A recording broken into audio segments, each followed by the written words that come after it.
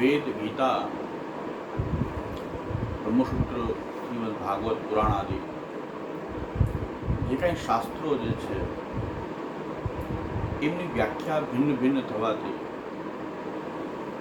અને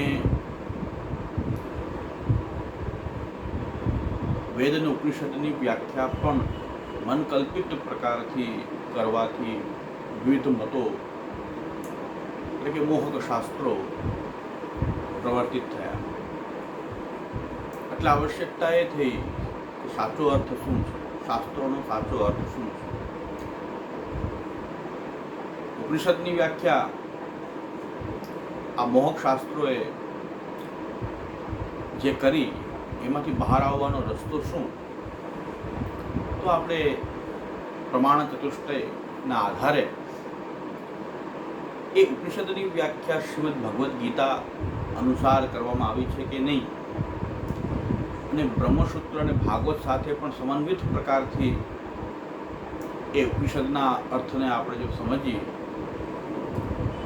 અને એ પ્રકારની જે વ્યાખ્યા જે છે સૌથી પ્રમાણભૂત વ્યાખ્યા ગણાય કે જે બીજા શાસ્ત્રો સાથે પણ એક વાક્યતાને સિદ્ધ કરે. ઉપનિષદે કોઈ વાત કરી છે એ શ્રીમદ ભગવદ્ ગીતા દ્વારા સમર્થિત છે કે નહીં, એ પ્રકારથી એકબીજાના પૂરક રૂપમાં આ પ્રમાણ ચતુષ્ટયને જોઈને એની જે વ્યાખ્યા કરતું જે શાસ્ત્ર છે એ શ્રીમદ આચાર્ય ચરણનું આ સાકાર બ્રહ્મવાદ પ્રતિપાદક આપના જે શાસ્ત્રો છે, આપના ગ્રંથો છે. શાસ્ત્રની બાબતમાં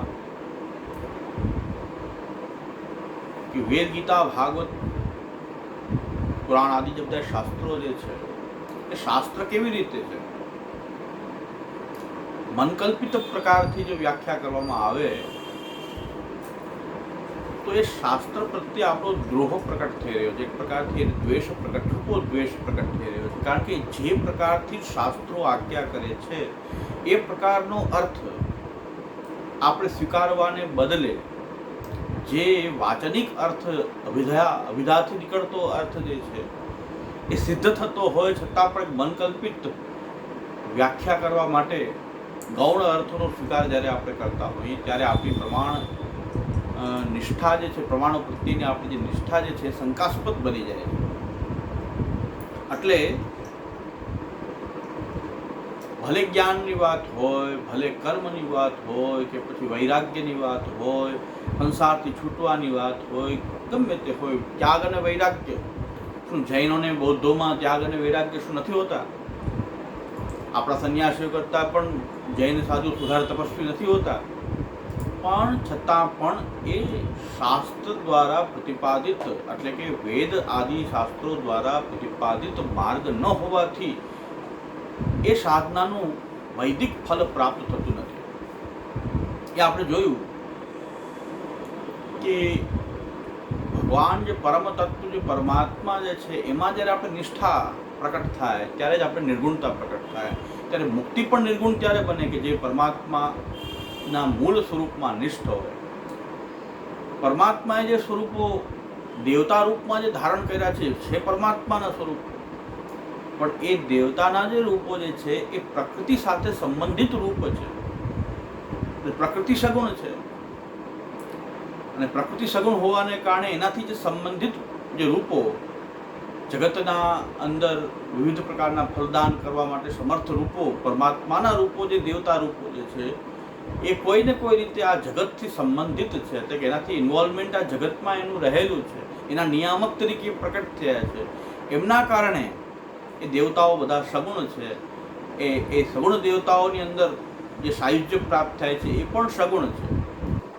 પણ મૂળ રૂપ જે ભગવાનનું જે છે એ નિર્ગુણ એટલા માટે છે કે એ ખાલી આ પ્રકૃતિથી સંબંધિત નથી, પણ પ્રકૃતિથી સંબંધિત પણ એ બને છે દેવતા રૂપોમાં.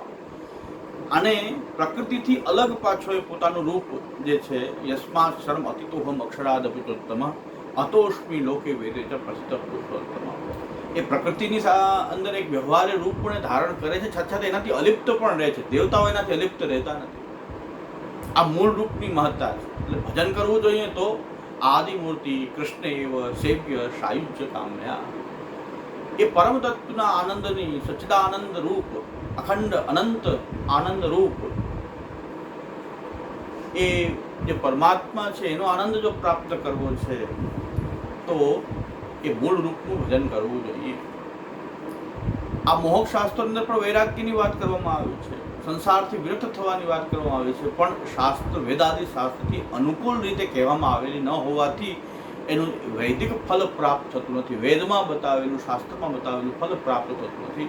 એટલા માટે શ્રીમદ આચાર્યચરણે આ વેદાદિ શાસ્ત્રનો શું સાચો અર્થ હોય એ પોતાના મતથી નહીં પણ પ્રમાણ ચતુષ્ટયથી નિર્ણય કરીને, એના બીજા બધા જ શાસ્ત્રોથી એ અર્થની એક વાક્યતા કરીને, જે અન્યત્ર થતી નથી.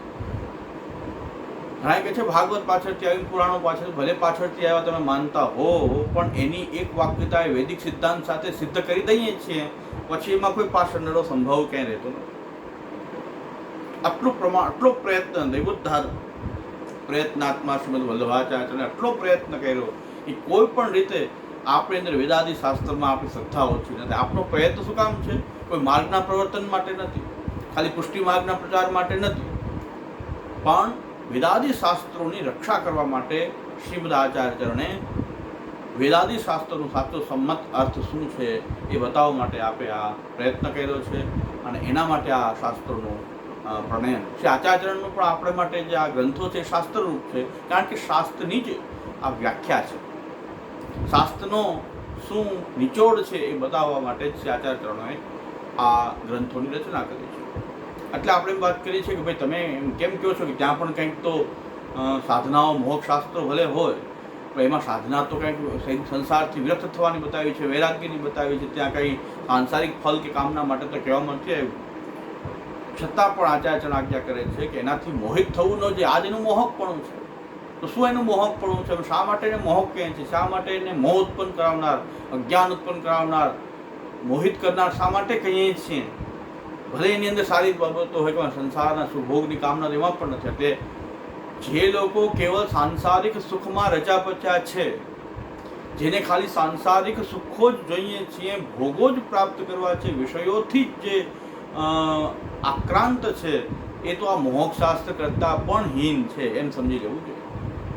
જેમને કોઈ પારલૌકિક શ્રેયની નિશ્રેયસની કોઈ કામના જ નથી, જેની અંદર કોઈ આ સંસારથી છૂટીને પારલૌકિક રીતે મોક્ષ કે એનાથી આગળ ભક્તિ એવી કોઈ કામના એની અંદર નથી, એને કેવળ સંસારને જ ભોગવવા ઈચ્છતા હોય છે, એ બધા તો આ મોહક શાસ્ત્રમાં બતાવેલા જે લોકો છે એના કરતાં પણ હીન માનવા જોઈએ. ભલે પછી ભક્તિ માર્ગમાં આવી ગયા હોય, ભલે લોકો ભક્તિ માર્ગમાં આવી ગયા હોય, પણ ભક્તિની કામના નથી, ફક્ત સંસારના ભોગો મેળવવામાં જેમને આસક્તિ રહેલી છે, એ લોકો તો એ સમજી લેવું જોઈએ કે મોક્ષ શાસ્ત્રની જ્યારે આપણે નિંદા કરતા હોઈએ તો મોક્ષ શાસ્ત્રમાં બતાવેલા લોકો તો આ સંસારને મેળવવા ઈચ્છતા નથી.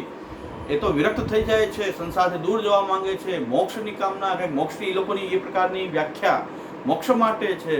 અને જે લોકોનો પ્રયત્ન આવા મોક્ષ માટે છે, છતાંય મોક્ષ શાસ્ત્ર છે, તો જે લોકો કેવળ સંસારની કામનાથી, સંસારિક તુચ્છ ભોગોની કામનાથી ભક્તિ માર્ગમાં પણ જો પ્રવૃત્ત થઈ જાય તો પણ એના કરતાં પણ અનેક ગણા એ લોકો હીન લોકો છે. પછી સેવા કરતા હોય એનું મોહકપણું છે, ભક્તિ કરતા હોય એનું મોહકપણું છે, અને પોતે ખાલી ભક્તિની આડમાં કેવળ પોતાના વિષય ભોગોને જ ભોગવવા ઈચ્છતા હોય એ બધા લોકો આ મોહક શાસ્ત્રો જે બતાવેલા જે છે એના કરતાં પણ હું તો એને હીન માનું છું. કારણ કે મોહક શાસ્ત્રો તો સ્પષ્ટ થઈ જાય છે કે એનું શાસ્ત્રનું પ્રણયન જ આ રીતે થયેલું છે. પણ જે લોકો આ રીતની પ્રવૃત્તિ કરી રહ્યા છે, સદશાસ્ત્રોને સામે રાખીને, ભક્તિ માર્ગને સામે રાખીને પછી આવું હીન આચરણ કરતા હોય છે, એ બધા તો એના કરતાં પણ હીન છે. એટલે એ સમજી લેવું આવશ્યક છે. શ્રી આચાર્ય એ તરફ ઇશારો કરી રહ્યા છે, એ માટેના શ્લોકો છે કે ભાઈ આમાં મહામોહ, આ મોહ કયો છો એ મોહ નહીં પણ મહામોહ છે કે આટલો શાસ્ત્રાભ્યાસ કરવા છતાં, આટલું જ્ઞાન બલ મેળવવા છતાં, બધી સાધન સંપત્તિ હોવા છતાં મૂળ રૂપ ભગવાન કૃષ્ણથી વિમુખ રહે છે અને એ રીતે રહેવાની બીજાને પ્રેરણા આપે છે, એ તો મહામોહ થઈ ગયો. એટલે અહીં કહેવામાં આવે છે અયમેવ મહામોહો इदमेव प्रतारणम यत् कृष्णम न भजेत प्राज्ञः शास्त्राभ्यास परकृति नहीं अल्पार्थे तेषां प्रवृत्ति ही કઈ ક્ષુદ્ર અર્થ માટે તો આ મોક્ષશાસ્ત્ર બતાવેલી પ્રવૃત્તિના ક્ષુદ્ર અર્થ માટે તો નથી. એટલું વિચારવું જોઈએ કે જેની ક્ષુદ્ર લૌકિક કામનાઓ અર્થો આ ભક્તિની કે યજ્ઞની કે ધર્મની આ પ્રવૃત્તિ બધી ક્ષુદ્ર લૌકિક કામના માટે હોય એ કેટલા બધા હીન છે, કેટલા બધા હીન લોકો છે. નહીં અલ્પાર્થે તેષામ પ્રવૃત્તિ, અલ્પ અર્થ માટે તેમની પ્રવૃત્તિ નથી હોતી. મહામોહસ્તુ અયમેવ, મહામોહ તો આ જ છે કે યત ક્રિયા જ્ઞાન શક્તિ સદભાવેપી કૃષ્ણમ ન ભજે. અમારા માટે અમે ભક્તિ માર્ગી છીએ, કૃષ્ણની ભક્તિ કરનારા છીએ, અને આપણો ભક્તિ માર્ગ જ્યારે આપણે સ્વીકારતા હોઈએ ત્યારે જે લોકો બધી અનુકૂળતા હોવા છતાં પણ ભક્તિ માર્ગમાં જોડાતા નથી અને કૃષ્ણને ભજતા નથી, એનો મહામોહ છે. પરપ્રતારણાં છે એ તદેવ, અને બીજાને છેતરવા પણ એ છે કે આવા મહાન પુરુષો પણ જો કૃષ્ણને ન ભજતા હોય તો આ માટે આપણે શા માટે ભજવું, એ પ્રકારથી બીજા લોકો પણ એનાથી છેતરાશે. યતઃ તન મહાંતમ મનવાના અભજંતમ દૃષ્ટવા સ્વયંપી ન ભજંતે, જે લોકો એમને મહાપુરુષ માને છે અને એ લોકો જ્યારે મહાન હોય અને કૃષ્ણને ન ભજતા હોય એવું જોઈને પોતે પણ કૃષ્ણ ન ભજે, આ પરપ્રતારણા થઈ ગઈ. પોતે તો ભજે નહીં કૃષ્ણને, એટલે એ જોઈને બીજા પણ ન ભજે, એનાથી પરપ્રતારણા થઈ. પ્રાજ્ઞહિતિ જ્ઞાન શક્તિ પ્રાબલ્ય, જેની પાસે જ્ઞાન શક્તિનું પણ પ્રાબલ્ય છે, આટલા શાસ્ત્ર રચવા, મોહક શાસ્ત્રો પણ રચવા, એમાં જ્ઞાન શક્તિ તો પ્રગટ થઈ રહી છે, અને શાસ્ત્રાભ્યાસ પણ કરેલો છે. શાસ્ત્રાભ્યાસ પર એથી મિથ્યા જ્ઞાન અભિનિવેશ, તો મિથ્યા જ્ઞાનમાં એનો અભિનિવેશ થયેલો છે, અને સાધન સંપત્તિ પણ છે, અને કૃતિ ક્રિયા સામર્થ્ય પણ છે, છતાં કૃષ્ણને ભજતા નથી. એ જ આ મહામોહ છે. અયમેવ મહામોહો ઇદમેવ પ્રતારણમ યત કૃષ્ણમ ન ભજેત પ્રાજ્ઞ શાસ્ત્રાભ્યાસ પર. અમારા મતે ભક્તિ માર્ગ માટે માનીએ તો ભક્તિ માર્ગમાં આ રીતે આપણે લઈએ કે ભાઈ ભક્તિ નથી કરતા અને જ્ઞાન માર્ગી હોય તો જ્ઞાન માર્ગથી પરમ તત્વનું જ્ઞાન મેળવવાને બદલે એ પરમ તત્વને મિથ્યા કહી રહ્યા છે, તો પછી એવા જ્ઞાન માર્ગથી પણ ઉદ્ધાર થવાનો નથી. જ્યાં પરમ તત્વ, જે મૂળ તત્વ જે છે, એક તત્વ જે છે, એ મૂળ તત્વ જે છે, અને એ મૂળ તત્વ જ્યારે એકોમ બહુશ્યામથી અનેકરૂપ થતો હોય ત્યારે એની અનેકરૂપતાને સ્વીકારી શકતા ન હો અને એને મિથ્યા માનતા હો, તેવા જ્ઞાન માર્ગથી પણ પરમ તત્વને પામી શકાતું નથી, એટલે કે મોક્ષ પ્રાપ્ત થઈ શકતો નથી, કે અક્ષર કે બ્રહ્મ થવાતું નથી, બ્રહ્મમાં ભળી જવાતું નથી, એમાં પણ વિઘ્ન ઉત્પન્ન થાય છે. આ બ્રહ્મ ભુનાન લોક, આ પુનરાવર્તિનો નથી ના. બ્રહ્મલોક પછી પણ પાછું નીચે ગતિ, બ્રહ્મલોક સુધી પહોંચવા છતાં પણ એની પરમ તત્વમાં ભક્તિ ન હોય તો ત્યાંથી પણ પાછું પડવાનું થાય છે. એટલે અમે ભક્તિ માર્ગી પ્રમાણે એમ કહીએ છીએ કૃષ્ણને ભજતા નથી, પણ જ્ઞાન માર્ગી પણ જે પરમ તત્વને જાણતા નથી, તો પછી એ મહામોહ થઈ ગયો કે તમે જ્ઞાનની વાત કરીને એ પરમ તત્વનું જ્ઞાન નથી આપતા, પણ તમે કંઈક એનાથી ઉલટું અને પરમ તત્વથી બહિર્મુખ થવાનું તમે કંઈક જ્ઞાન આપી રહ્યા છો, અને એ તમારા પૂરું જે શાસ્ત્રનું જે પ્રણયન છે એના કારણે બીજાને છેતરપિંડી થઈ રહી છે, પરપ્રતારણા થઈ રહી છે. અયમેવ મહામોહો. અહીં આચાર્યચરણે ભક્તિ માર્ગના સંદર્ભમાં વાત કરી એટલે જે કૃષ્ણને ભજતા નથી, પણ જ્ઞાન માર્ગના સંદર્ભમાં જોવું હોય તો એ કૃષ્ણને જાણતા નથી, એ કૃષ્ણને જાણતા નથી. એ બધા જે છે આ બધું હોવા છતાં કૃષ્ણને ન જાણે, જ્ઞાનની સંપત્તિ હોવા છતાં આપણે પ્રાજ્ઞ શાસ્ત્રાભ્યાસ હોવા છતાં આપણે કૃષ્ણથી વિમુખ રહે, એટલે કે મૂળ રૂપ પરમાત્માનું જે મૂળ રૂપ છે એનાથી જો વિમુખ રહે તો એ બધી મોહ ઉત્પન્ન થઈ જશે. આ જ મોક્ષ શાસ્ત્રનું મોહકપણું છે. અયમેવ મહામોહ ઇદમેવ પ્રતારણમ. એવં શાસ્ત્રકરણાદ બહવો વિમુખા જાતા એથી નિરૂપ્ય. આવા શાસ્ત્ર કરવાને કારણે ઘણા લોકો ભગવાનથી વિમુખ થયા છે એમ નિરૂપણ કર્યું. તથાપી ભગવત સેવકોક્ત પ્રકારેણ પ્રવૃત્તા ઇતિ સતત ફલમેવ ભવિષ્યતિ ઇતિ આશંક્ય આહ તેષામ કર્મવશાનામ હિ. આપણે આ કાલે લીધેલું છે છતાં આપણે થોડુંક રિવિઝન કરીએ છીએ.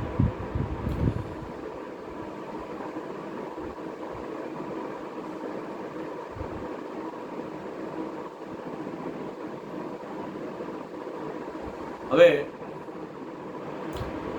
ભગવાનના સેવકો છે એટલે એમની આજ્ઞા પ્રમાણે આપણે વર્તી રહ્યા છે તો કાંઈક તો ફલ થવું જોઈએ નહીં, કારણ કે એ શાસ્ત્રથી વિરુદ્ધ, આપણે ત્યાં વૈદિક માર્ગની વેદના બધા સિદ્ધાંતથી વિરુદ્ધ કોઈ પણ પ્રકારની સાધનાનું કંઈ પણ ફલ થતું નથી. એનાથી તો ભાવ સંસાર જ ફલ થાય છે, અને ભગવાનથી જો બહુ દ્રોહ કરવામાં આવશે તો પછી નરક જ ફલ પ્રાપ્ત થતું હોય છે. એનું નિરૂપણ આપણે કાલે જોઈ લીધું છે.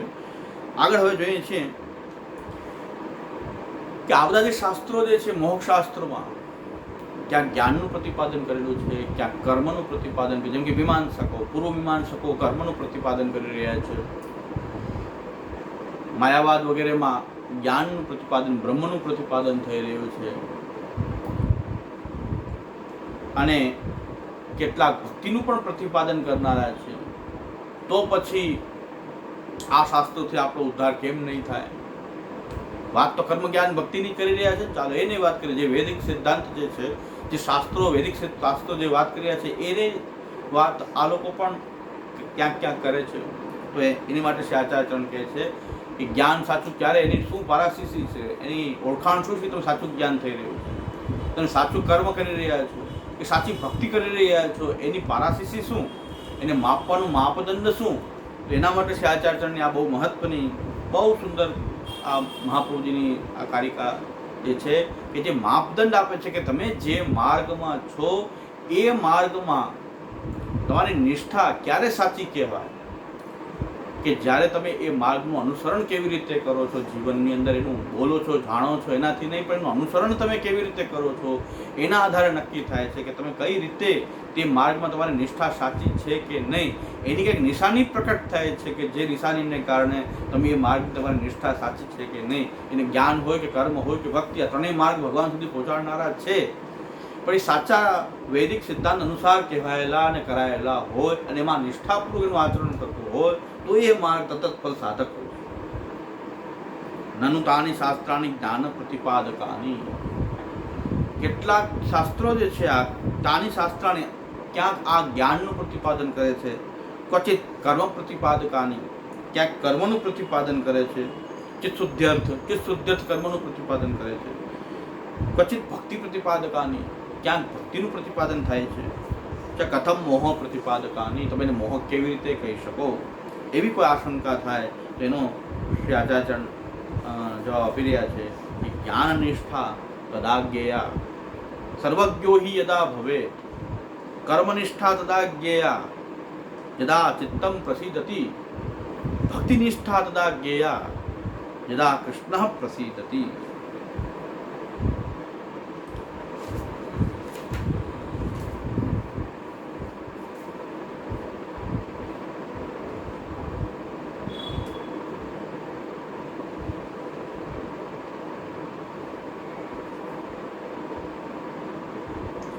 શાસ્ત્રોમાં કર્મ માર્ગ, શ્રીમદ ભગવદ્ ગીતામાં પણ કર્મ, જ્ઞાન, ભક્તિ અલગ અલગ પ્રકરણ કરીને જે ઉપનિષદોનો જે સિદ્ધાંત જે છે એ તત્ત પ્રકરણો કરીને ગીતાજીમાં પણ ભગવાને એ સમજાવ્યું છે કે જે માર્ગનો અધિકારી હશે એ માર્ગ ઉપર ચાલી અને પોતાનું કલ્યાણ, આત્મકલ્યાણ, પોતાનું પારલૌકિક નિશ્રેયસ સાધી શકે છે.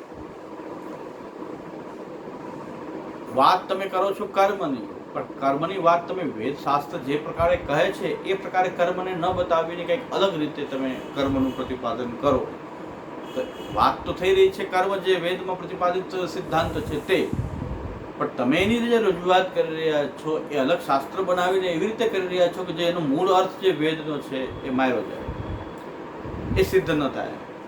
શ્રી આચાર્યચરણ જે છે વેદ પારગ આચાર્ય શ્રીમદ વલ્લભાચાર્યચરણ એ યત્ન કરી રહ્યા છે કે સાચો વૈદિક કર્મ માર્ગ શું. અમે ખાલી ભક્તિની વાત નથી કરતા, ખાલી ભક્તિ માર્ગ જ ઉદ્ધારક છે એમ નથી કહેતા, પણ કર્મ કરવું એ કર્મ કેવી રીતે બતાવેલું છે શાસ્ત્રમાં, જેથી કરીને એ કર્મ તમને બ્રહ્મ સુધી પહોંચાડી દે, એટલે બ્રહ્માનંદનો અનુભવ કરાવે છે. કર્મથી પણ બ્રહ્માનંદનો અનુભવ થાય, એ જ્ઞાનથી પણ થાય, અને ભક્તિથી તો ભગવાનના બ્રહ્માનંદ કરતાં પણ ઉત્તમ ભગવાનનો પૂર્ણાનંદ, ભજનાનંદની પ્રાપ્તિ થાય છે. પણ આપણે ભક્તિ માર્ગી હોઈએ એનો મતલબ આપણે કર્મ કે જ્ઞાનની નિંદા કરવામાં જ પોતાનું તાત્પર્ય કેળવીએ એવું નથી. શ્રી આચાર્ય તે પણ બતાવે છે કે સાચો કર્મ માર્ગ શું, સાચો જ્ઞાન માર્ગ શું. ભક્તિ માર્ગી, અમે ભક્તિ માર્ગી છીએ તો અમે ભક્તિ માર્ગ રીતે વર્ણન કરશું. અમારા માટે આ માર્ગ ઉત્તમ હોવો જોઈએ. જે માર્ગમાં આપણે છીએ એ માર્ગની ઉત્તમતા તો આપણને હંમેશા હૃદયમાં સમાયેલી હોય જ છે. પણ સાથે સાથે બીજાનો પણ આદર અને બીજાનો પણ જે છે એને ખૂબ આપણે દરેક માર્ગો જે છે ભગવાને પ્રકટ કર્યા છે, દરેક જીવો જે ભગવાને પ્રકટ કર્યા છે, એમાં ભગવાનની એકોહમ બહુશ્યામનો સત્ય સંકલ્પ અને એ લીલા ભગવાનની જે અંદરનો આનંદ જે છે એ જ અભિવ્યક્ત થઈ રહ્યો છે. તો કોઈ પ્રત્યે દ્વેષની ભાવના રાખ્યા વગર એક લીલાત્મક દૃષ્ટિથી આ બધા જ જેટલા દ્વૈતો પ્રકટ થઈ રહ્યા છે એના પ્રત્યે એક લીલાત્મક દૃષ્ટિ રાખવી એ આપણો સાકાર બ્રહ્મવાદી અભિગમ છે. એટલે બધાનો આદર, બધાનું સન્માન, બધાને ભગવદ લીલાના રૂપમાં જોવું, પણ મૂળ રૂપથી અમારું જે કર્તવ્ય છે એ મૂળ રૂપ શ્રી કૃષ્ણનું ભજન કરવું, સેવા કરવી એ રહે છે. પણ સાથે સાથે જેટલા પણ રૂપો, દેવતાના રૂપ હોય કે દાનવના રૂપ હોય કે પછી મનુષ્યના રૂપ હોય કે એના અંદર રહેલા જે પ્રકારો પુષ્ટિ પ્રવાહ, મર્યાદા આદિ હોય કે દેવી હોય કે આસુરી હોય, બધાને ભગવદ લીલાના રૂપમાં જોવું, એક ભગવદ લીલાના રૂપમાં એને જોવું, એવો વિવેક ધૈર્ય પુષ્ટિમાર્ગી જીવોએ કેળવવાનો હોય છે.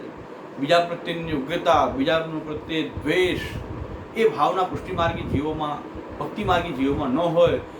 જે ભગવાનની આપણે ભક્તિ કરી રહ્યા છીએ એ જ્ઞાન માર્ગ, કર્મ માર્ગ આદિ માર્ગો પણ એને જ પ્રકટ કરેલા હોવાથી, એના સાધન ફળરૂપો પોતે જ બનેલો હોવાથી દરેક જગ્યાએ એનું જ દર્શન કરવામાં આવે છે કે જે આપણો આરાધ્ય છે, ઈષ્ટ છે, એ પ્રભુ જે છે કે જે કૃષ્ણની આપણે સેવા કરી રહ્યા છીએ, એ સર્વ એને રૂપ ધારણ કર્યા છે. એ મૂળભૂત જે વૈદિક સિદ્ધાંત છે, એકોહમ બહુશ્યામ, હું એક છું ને અનેક રૂપ થઈ જાઉં, અને અનેક રૂપમાં, અનેક નામ અને રૂપની અંદર હું પોતે વિભક્ત થઈ જાઉં, એ રીતે એવી જે ઈચ્છા થઈ ત્યારે પરમ બ્રહ્મ પરમાત્મા પોતે અનેક નામ રૂપવાળો થઈ ગયો.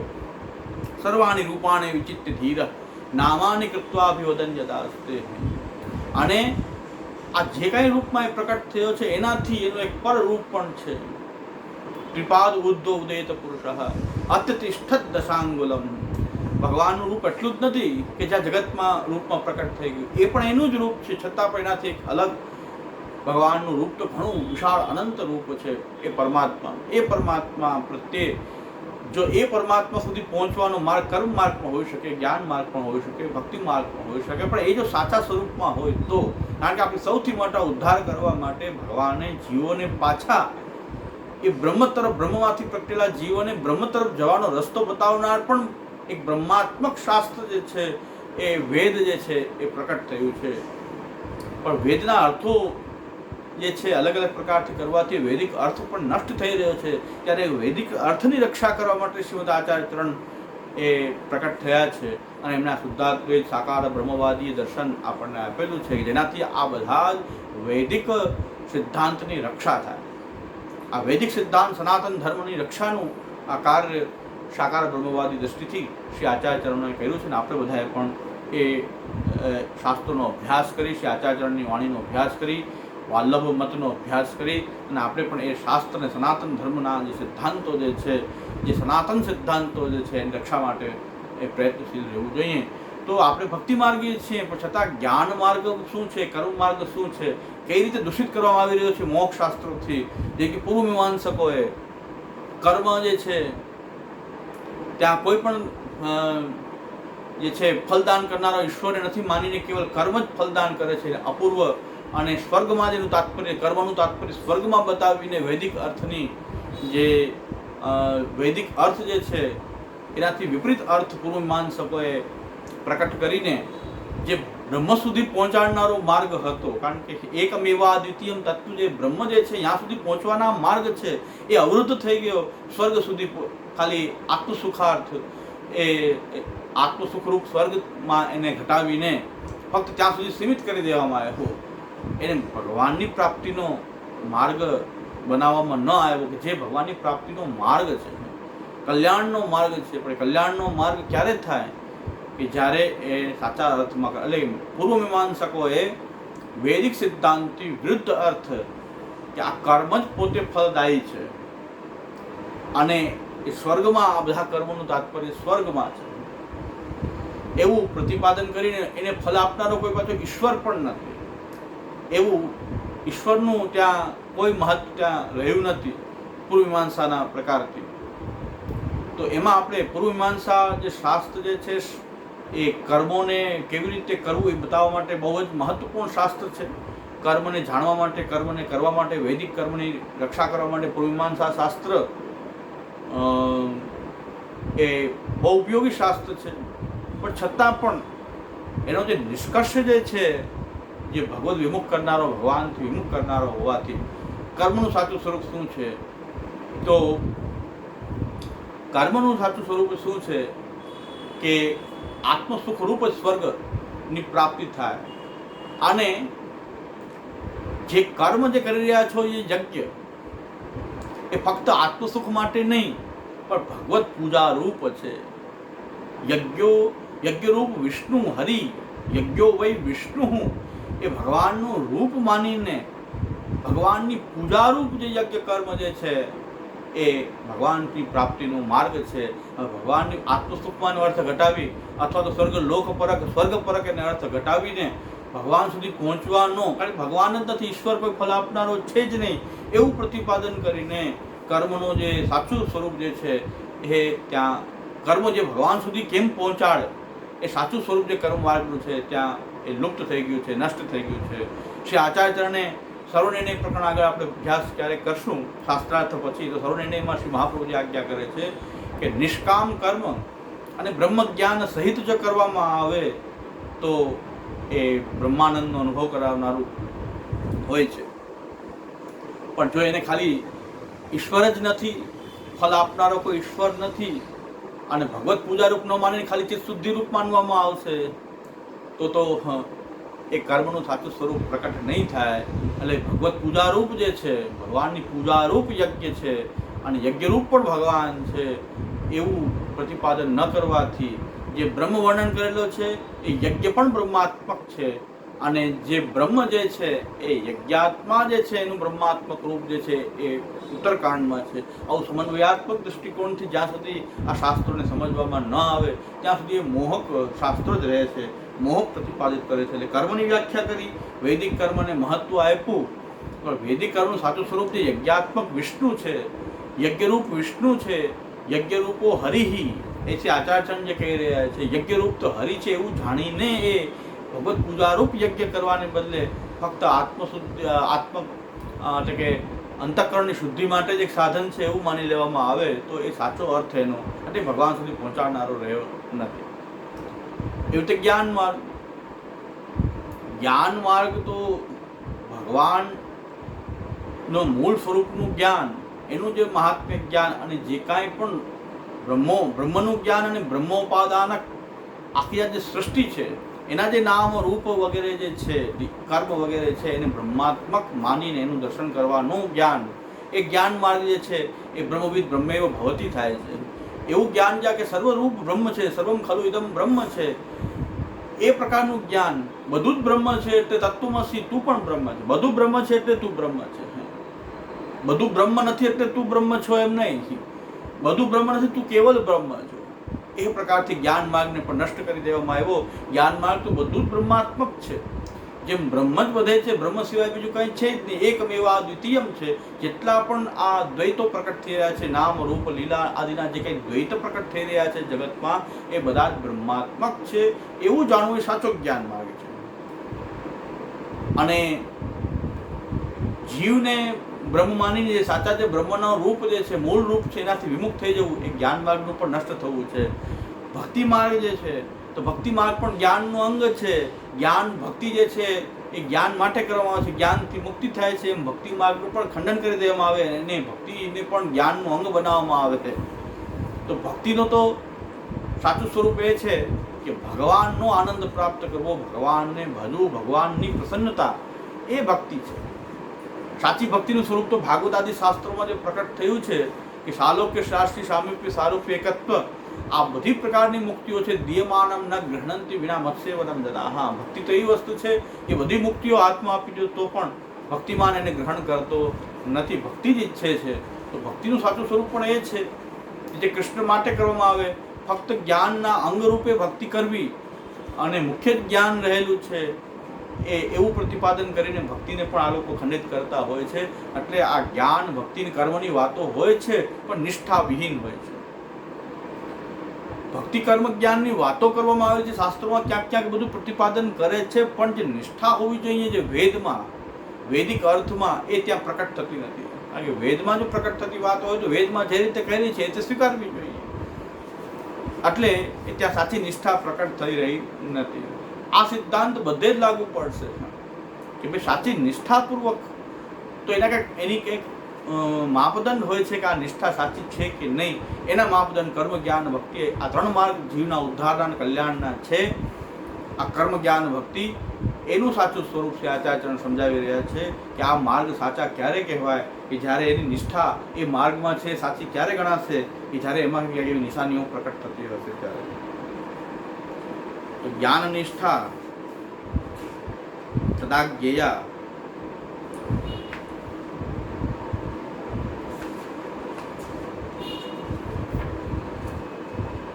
જ્ઞાનનિષ્ઠા તદા જ્ઞેયા સર્વજ્ઞો હિ યદા ભવે કર્મનિષ્ઠા તદા જ્ઞેયા યદા ચિત્તમ પ્રસિદ્ધતિ ભક્તિનિષ્ઠા તદા જ્ઞેયા યદા કૃષ્ણ પ્રસિદ્ધતિ. જ્ઞાન નિષ્ઠા ત્યારે જાણવી જોઈએ કે તમારી જ્ઞાનમાં નિષ્ઠા ક્યારે સાચી છે કે જ્યારે તમે સર્વજ્ઞ હો. સર્વજ્ઞો હિ યદા ભવે, સર્વજ્ઞનો અર્થ છે કે બ્રહ્મને જાણો અને આ જગતમાં જે કાંઈ પણ દ્વૈત પ્રકટ થઈ રહ્યા છે એને લીલારૂપ જાણવા, બ્રહ્માત્મક જાણવા, તે સર્વજ્ઞતા પ્રાપ્તિ. સર્વમાં એક જ તત્વ વિરસી રહ્યું છે, એ સર્વને બ્રહ્માત્મક જાણવું, એવી દ્રષ્ટિ જો તમારી થઈ ગઈ, તમે તમારી જ્ઞાન નિષ્ઠા છે, સાચી નિષ્ઠા છે કે તમે સર્વજ્ઞ થઈ ગયા. સર્વત્ર તમે એ બ્રહ્મ જ વ્યાપ્ત છે એનું જ્ઞાન તમને થઈ ગયું. એવું જ્ઞાન જો નથી થઈ રહ્યું અને બધું તમને મિથ્યા લાગી રહ્યું છે, તમારી જ્ઞાન નિષ્ઠા નથી. તમારી જ્ઞાન બ્રહ્મ જ્ઞાનમાં તમારી નિષ્ઠા નથી, તમને બધું મિથ્યા લાગી રહ્યું છે. કર્મ નિષ્ઠા તદા જ્ઞેયા યદા ચિત્તમ પ્રસિદ્ધતિ. માયા ઉપર બધું લઈ જાઓ છો કે આ માયાને કારણે છે, તો માયાને એવું કયું સામર્થ્ય છે? બ્રહ્મ કરતા કઈ સામર્થ્યશાળી માયા છે કે જે બ્રહ્મને પણ ઢાંકી દે, બ્રહ્મને પાંગડો બનાવી દે, અને તમે મોઢું સંતાડી રહ્યા છો, મોઢું કે જે દેખાય દ્વૈત પ્રકટ થઈ રહ્યા છે એ બ્રહ્માત્મક નથી, બ્રહ્મ નથી. બ્રહ્મ તો એ શુદ્ધ અદ્વૈત રૂપમાં જ છે, પણ એની અંદર એવું સર્વ સામર્થ્ય છે. બ્રહ્મની અંદર એ સર્વરૂપ થવાનું સામર્થ્ય છે, એવો એનો સત્ય સંકલ્પ છે, એવી એની અંદર રહેલો એ બ્રહ્મની અંદર રહેલો આનંદનો એવો કોઈ ફોર્સ છે, કોઈ સ્વભાવ છે, જેને કારણે એ અનેક નામ રૂપ અને કર્મમાં એના દ્વૈતમાં પોતે પ્રકટ થઈ રહ્યો છે. આવું જો તમને જ્ઞાન નથી અને જે કાંઈ દ્વૈત પ્રકટ થઈને તમે જોઈ રહ્યા છો, માયામય અને મિથ્યા માની રહ્યા છો, અજ્ઞાન કલ્પિત માયા કલ્પિત માની રહ્યા છો, તો એના કારણે તમારી જ્ઞાન નિષ્ઠા જે છે એ સાચી નિષ્ઠા નથી. જ્ઞાન નિષ્ઠા તદા જ્ઞેયા સર્વજ્ઞો હિ યદા. સર્વજ્ઞનો અર્થ છે બધું જ જાણનારો. સર્વસ્વ જે છે એ બ્રહ્માત્મક છે, બધું જ બ્રહ્માત્મક છે એવું જાણનારો જે છે એ સર્વજ્ઞ છે. કર્મનિષ્ઠા તદા જ્ઞેયા યદા ચિત્તમ પ્રસિદ્ધતિ. કર્મનિષ્ઠા સાચી ક્યારે છે કે તમારું અંતઃકરણ જે છે એ શુદ્ધ થઈ જાય.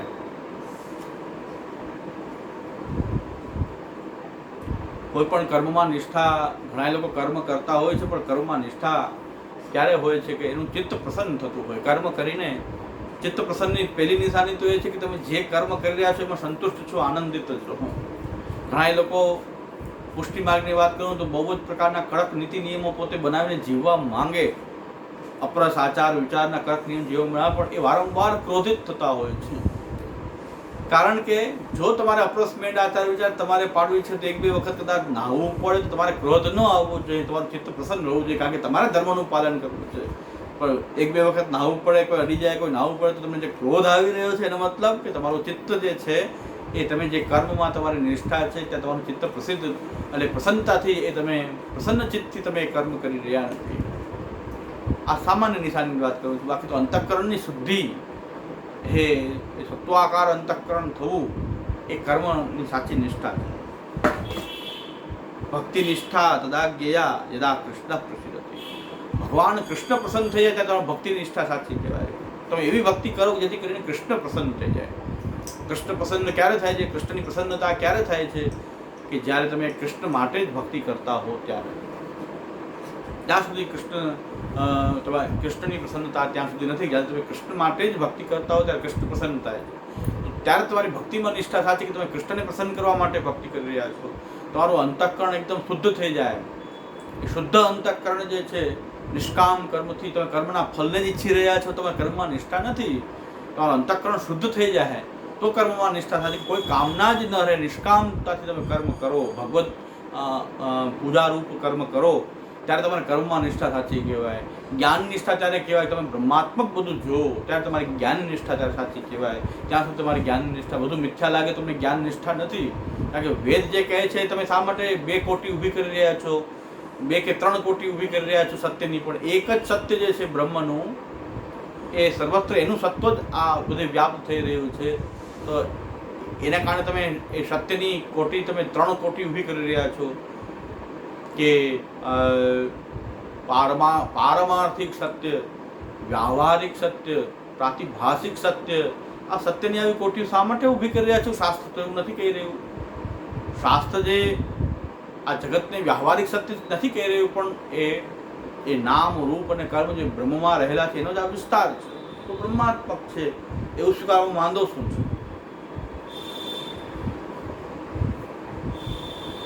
હવે એ જ કહેવામાં આવે છે, યત મહાપ્રભુજી આ જ્ઞાન નિષ્ઠા, કર્મ નિષ્ઠા અને ભક્તિ નિષ્ઠાને કેવી રીતે સમજાવે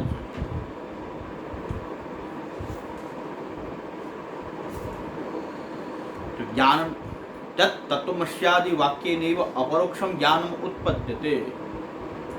તત્વમસી જેવા વાક્ય, તત્વમ અસી, તે તું છો, એનાથી અપરોક્ષમ જ્ઞાનમ ઉત્પદ્યતે. આ તત્વમસી વાક્ય ગુરુ તત્વમસીનો બોધ કરે અને શિષ્યની અંદર એક અપરોક્ષ બ્રહ્મનું જ્ઞાન ઉત્પન્ન થઈ જાય. ઇતિ જ્ઞાન દુર્બલાન વ્યામોહિતુમ ઉક્તવંતઃ. આ જેની પાસે જ્ઞાન દુર્બલ છે એવા લોકોને મોહિત કરવા માટે એમ કે તત્વમસી બોલતા તમને અપરોક્ષ બ્રહ્મનું જ્ઞાન થઈ જાય. તથા સતી સર્વજ્ઞતા સ્યાદ. અને જો સાચું બ્રહ્મ જ્ઞાન તો થઈ ગયું હોય તો સર્વજ્ઞતા થઈ જવી જોઈએ. તત્વમસીના બોધથી કોઈને સર્વજ્ઞતા તો પ્રાપ્ત થતી નથી. યસ્મિન વિદિતે સર્વમિદમ વિદિતમ ઇતિ. જેને જાણવાથી બધું જ જાણી શકાય છે. યસ્મિન વિદિતે સર્વમિદમ વિદિતમ ઇતિ કર્મણીવ જ્ઞાનેપી નિદર્શનાનામ તથા જ્ઞાનેપી સર્વજ્ઞત્વમ તેજોપી નિદર્શનમ. જ્ઞાનેપી નિદર્શનાનામ ઉક્તત્વાत् યથા કારીર્યામ અશ્વપુત્રાદિકમ યથા વા દીર્ઘસત્રારંભે અપૂપદાહ તથા જ્ઞાનેપી સર્વજ્ઞત્વમ તેજોપી નિદર્શનમ. તસ્માન્ ન એતદ્ જ્ઞાનમ ઇતિ જ્ઞાતવ્યમ એતદર્થમાહ સર્વજ્ઞો હિ યદા ભવેત ઇતિ.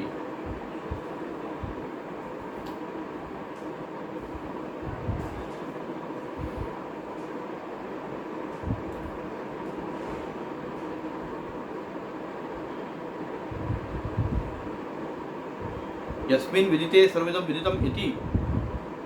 જેને જાણવાથી બધું જ જાણી લેવાય, સર્વજ્ઞતા પ્રાપ્ત થઈ જાય છે. તો જે તત્વમસીના બોધથી સર્વજ્ઞતા દરેકને પ્રાપ્ત થઈ જવી જોઈતી હતી, તે થતી નથી. કર્મણીવ જ્ઞાનેપી નિદર્શના નામ. જેમ કર્મની અંદર કંઈક બતાવ્યું છે કે આ કર્મનું આ રીતે નિશાની આવે તો એનું કર્મ સફળ થયું કે નહીં, એનું કંઈક ને કંઈક નિદર્શન કરવામાં આવ્યું છે શાસ્ત્રોમાં. એ રીતે જ્ઞાનનું પણ એ રીતે નિદર્શન કરવામાં આવ્યું છે કે જ્ઞાન જો સાચું જ્ઞાન જો પ્રકટ થયું હોય તો સર્વજ્ઞતા પ્રાપ્ત થઈ જાય છે.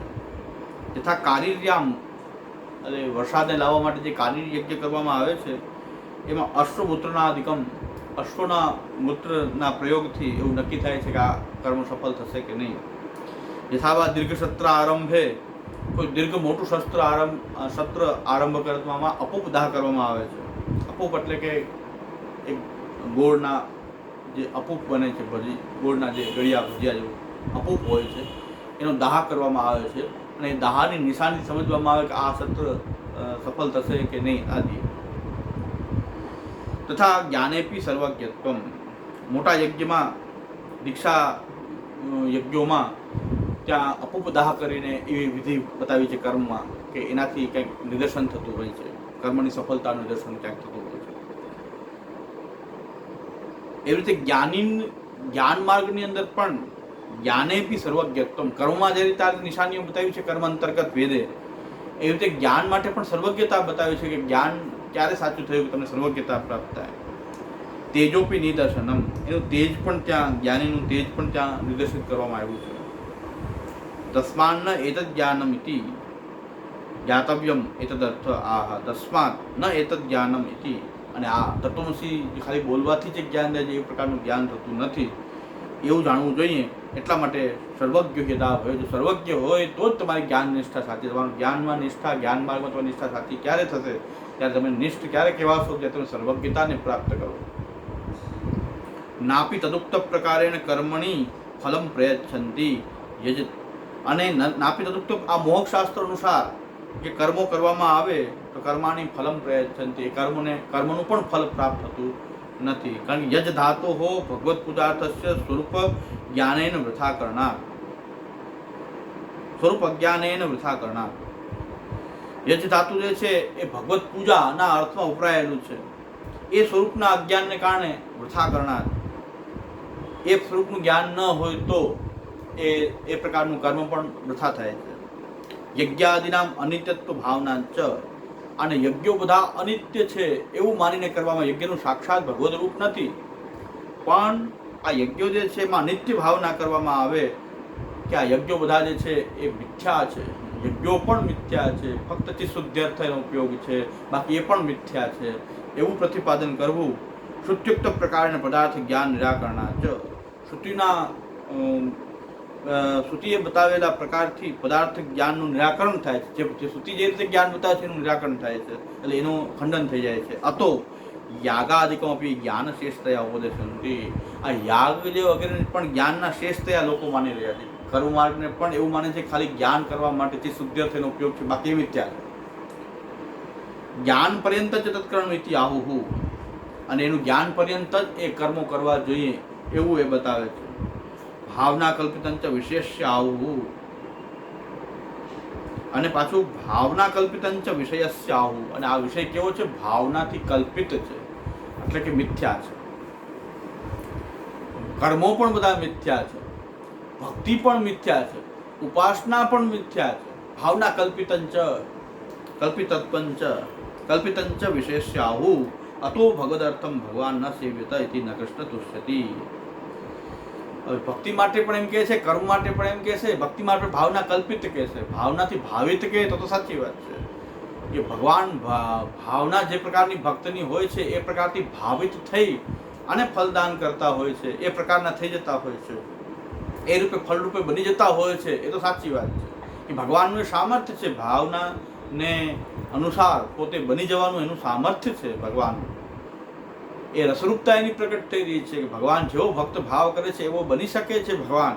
એની રસરૂપતા રસો વય સહ જે વેદથી સિદ્ધ થઈ રહ્યું છે, એની બદલે એને કલ્પિત માનવું, ભાવનાથી ભાવિત માનવું સાચી વાત છે, પણ ભાવનાથી કલ્પિત માનવું કે આ તો ભાવનાનો ખાલી કલ્પિત પ્રકાર છે, મિથ્યા પ્રકાર છે. બધાને જ્ઞાન, બ્રહ્મ જ્ઞાન સિવાયનું બધી વ્યાજ જે છે એને પહેલાં તો કલ્પિત બતાવી દેવી, કર્મને પણ એ રીતે મિથ્યા બતાવી દેવું, ઉપાસના વગેરેને પણ મિથ્યા, ભક્તિને પણ અંતતઃ જ્ઞાનના શેષ ત્યાગ કરવું જોઈએ, જ્ઞાનના અંગરૂપે કરવી જોઈએ, અને જ્ઞાન જ બ્રહ્મ જ સત્ય છે, બાકી ભક્તિ પણ મિથ્યા છે. હકીકતમાં બધું જ મિથ્યા છે, તો ભક્તિ પણ મિથ્યા છે, ઉપાસના પણ મિથ્યા છે. તો બધા આ શાસ્ત્રોને મોક્ષ શાસ્ત્રોને કારણે કર્મ જ્ઞાન ભક્તિનું જે સાચું સ્વરૂપ જે શાસ્ત્રોમાં બતાવેલું છે એ ખંડિત થઈ જાય છે. અતો ભગવદર્થમ ભગવાન ન સેવ્યત ઇતિ ન કૃષ્ણ તુષ્યતિ. ભગવાનની સેવા ભગવાનના અર્થે નથી કરવામાં આવતી, પણ એને પણ કોઈ જ્ઞાન શેષતયા કરવામાં આવે તો ન કૃષ્ણ તુષ્યતિ, એનાથી ભગવાનની સંતુષ્ટિ થતી. કારણ કે ભક્તિ તો એ ભગવાનનું જ એક ભાવાત્મક રૂપ છે. ભક્તિ એ પોતાનું જ ભગવાનનું જ એક ભાવાત્મક રૂપમાં, ભગવાન જ ભક્તિના રૂપમાં પ્રકટ થઈ રહ્યો છે. ભક્તિના રૂપમાં તો ભગવાન પ્રકટ થઈ રહ્યો છે એવું નહીં, યજ્ઞ રૂપમાં પણ એ પ્રકટ થઈ રહ્યો છે, અને બ્રહ્મજ્ઞાનના રૂપમાં પણ એ પોતે સર્વનામ રૂપ અને કર્મ એ હોવાથી બ્રહ્મજ્ઞાનનું જે સાધન છે અને ફલ છે એ પોતે છે, બ્રહ્મ જ છે. કર્મનું પણ સ્વરૂપ, સાધન અને ફલ બે સ્વરૂપ કર્મના જે છે, સાધન અને સાધ્ય રૂપ પણ ભગવાનના જ રૂપ છે. તો ભક્તિ માટે શા માટે એમ કહી શકાય કે ભક્તિ પોતે મિથ્યા છે, ભક્તિ તો જ્ઞાનના અંગરૂપ છે? તો આ રીતે કરવાથી, ભક્તિને પણ જો આ રીતે કરવામાં આવે તો કૃષ્ણની સંતુષ્ટિ થતી નથી. તો યદિ સા ભક્તિ, જો એ સાચી ભક્તિ હોય તો કૃષ્ણ તુષ્યેત.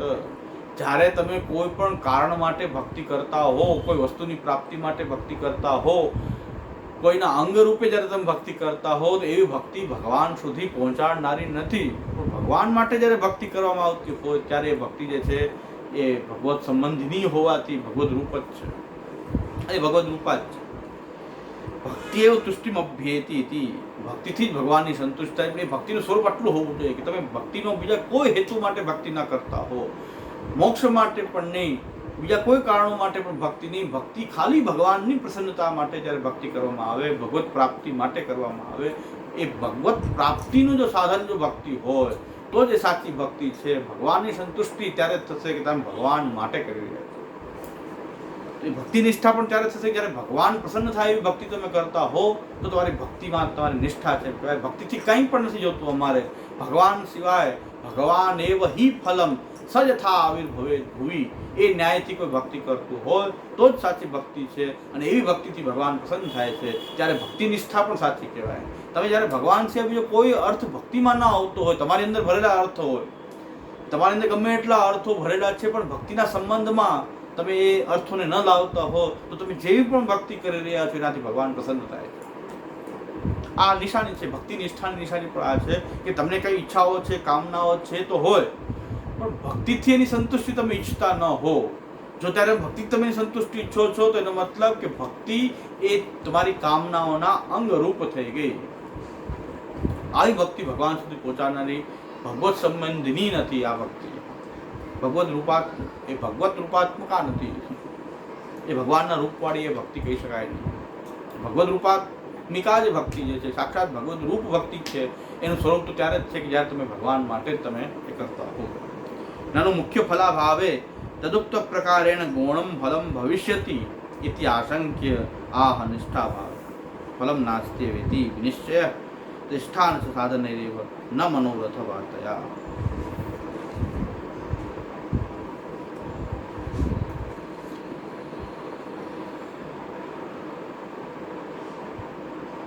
કોઈ એમ કે કદાચ મુખ્ય ફલ ન થતું હોય, આ રીતે મોક્ષ શાસ્ત્રના પ્રતિપાદન દ્વારા જો મુખ્ય ફલ ન થતું હોય તો ગૌણ ફલ થઈ જતું હોય. થોડુંક તો ફલ થવું જોઈએ, કાંઈક કરીએ છીએ તો કાંઈક ફલ તો મળવું જોઈએ.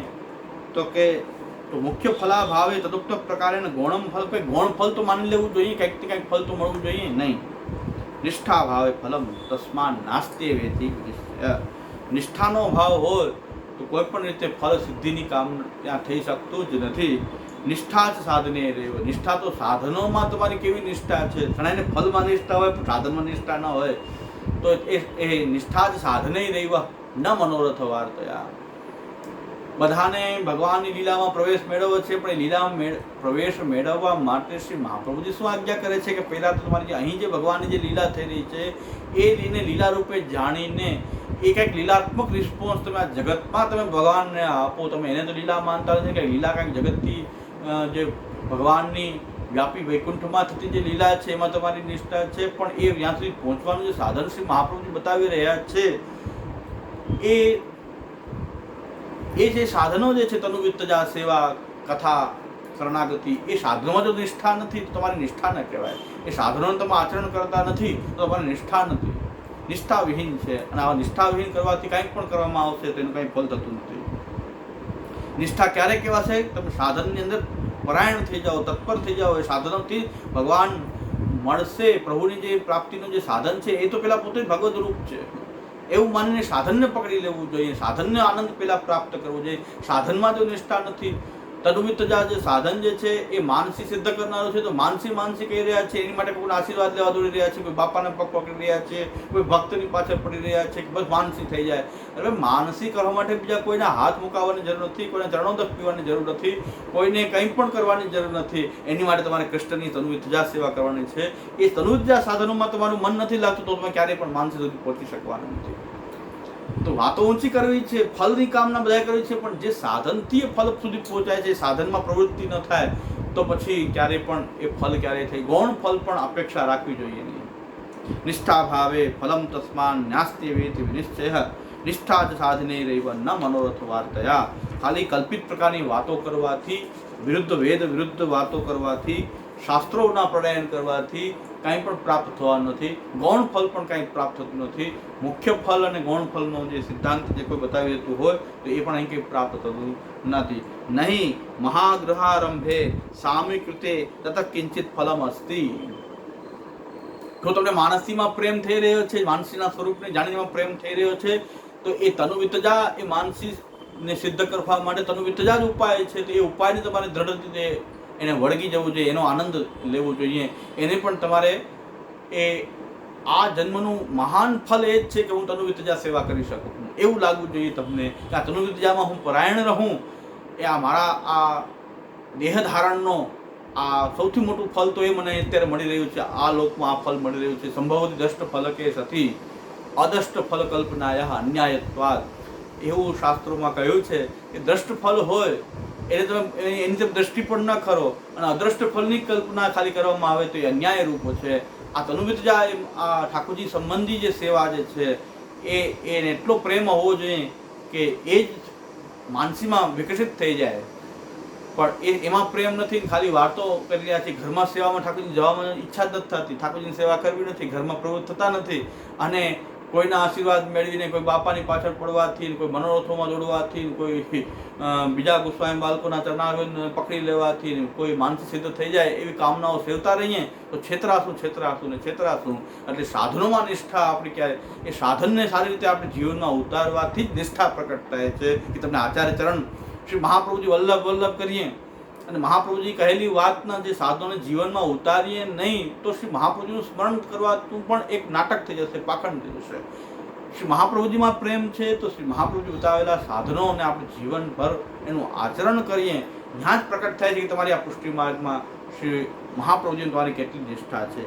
નહીં મહાગૃહારંભે સામી કૃતે તતઃ કિંચિત ફલમ અસ્તિ. મોટા ઘરને બનાવવામાં અધૂરું ઘર બની જાય તો રહેવા લાયક નથી હોતું.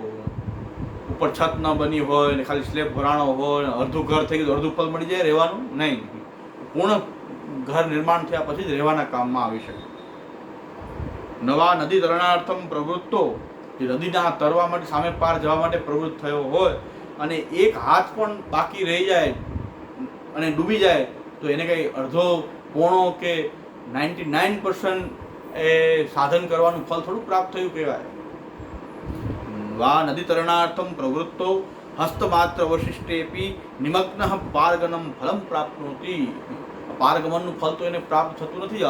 એક હાથ બાકી રહી ગયો હોય ખાલી, ત્યાં ડૂબી જાય તો એને પારલૌકિક એને પાર થવાનું જે ફલ છે એ થતું નથી. નનુ અનેન અગ્રે નિષ્ઠ્યા એવ ભવિષ્યતિ ચેતત્રા નિષ્ઠા. અને જે કાંઈ ફલ થાય તો એ નિષ્ઠાથી જ થાય છે, નિષ્ઠાપૂર્વકનું આચરણ કરવાથી જ થાય છે. તત્રાહ નિષ્ઠા ચ સાધને રૈવ ઇતિ. આ નિષ્ઠા તો સાધનોમાં પ્રવૃત્ત થવાથી પ્રકટ થતી હોય છે. વેદોક્તૈરેવ નતુ પ્રતિષ્ઠાર્થમ વ્યાખ્યાન મનોરથ વાર્તયા. વેદોક્ત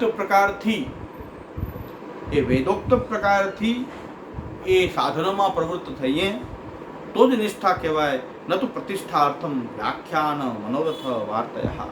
પ્રતિષ્ઠા માટે મોટા વ્યાખ્યાન અને કલ્પિત પ્રકારના એના વ્યાખ્યાનો કરવાથી, એવી કોઈ મનોરથ વાર્તાથી, વિવિધ પ્રકારના મનગળપિત કલ્પિત પ્રકારથી વ્યાખ્યાનો કરવાથી ક્યારેય પણ નિષ્ઠા પ્રકટ થતી નથી. નિષ્ઠા તો સાધનોમાં પ્રવૃત્ત થવાથી થાય છે. આજના જે પ્રવચનકારો બધા